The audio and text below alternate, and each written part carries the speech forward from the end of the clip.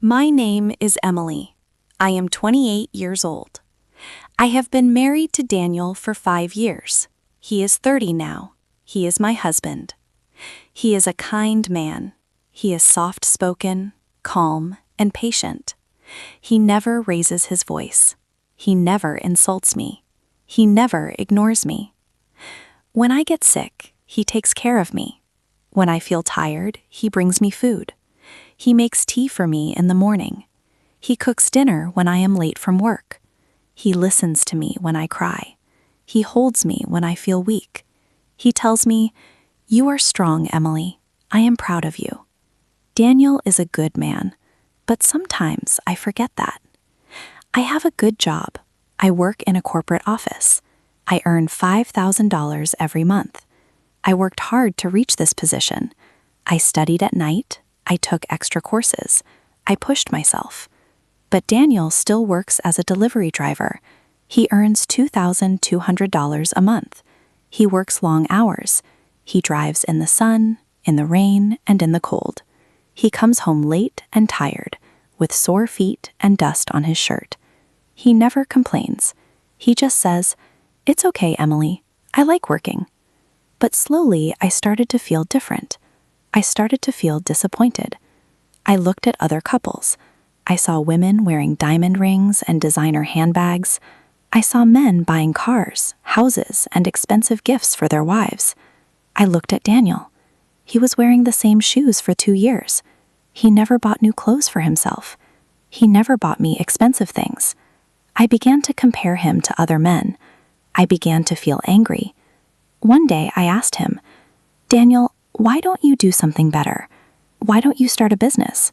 He looked down and said, "I don't know how. I have never done business before." I became irritated. I said, "Other men do it. Why can't you?" Daniel stayed quiet. He always stays quiet. He looked at me, but he didn't say anything. His eyes looked sad, but I didn't stop. I kept comparing him to others. I kept saying, "You are not like other husbands." Daniel sends $1,000 to his parents every month. They are old and sick. He pays for their medicine. He sends money to them before he spends anything on himself. He gives me the rest of his salary, $1,200. But I always said it wasn't enough. I never said thank you. I never appreciated his efforts. One evening, he came home very late. I asked him, "Where were you?" He said, "I was looking for another job." I was surprised. I asked, "Did you find one?" He said, "Not yet, but I will keep trying." The next day, he left early in the morning. He came back after sunset. He looked more tired than usual. He didn't smile. He didn't talk much. After 1 week, he told me, "I found a second job.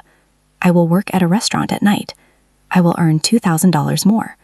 I said, "Good job." But I didn't ask how he felt. I didn't ask if he was okay. Daniel started working both jobs. He woke up before sunrise, he worked all day, he worked all night. He came home when I was already asleep. He had no time to talk, no time to laugh, no time to rest. One night, he came home and went straight to the bathroom. I heard something fall. I ran inside. He was sitting on the floor. His face was pale. His hands were shaking. I screamed, "Daniel, what happened?" He looked at me and said, "I am just tired. I feel dizzy." I called a cab and took him to the hospital. The doctor said Daniel was exhausted. He said his body cannot take this much work. He needs rest. He needs sleep. I sat beside his hospital bed. I looked at his face. His eyes were closed. He looked peaceful, but I felt broken. I held his hand. I started crying. I said, "I am sorry, Daniel. I didn't see how hard you were trying. I didn't understand." Daniel opened his eyes slowly. He smiled. He said, "Don't cry, Emily. I just wanted to make you proud." His words broke my heart. That night, I realized something important. I realized Daniel does not need to be rich. He does not need to wear suits.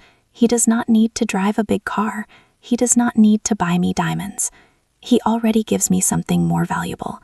He gives me love. He gives me peace. He gives me respect. He gives me support. He gives me himself.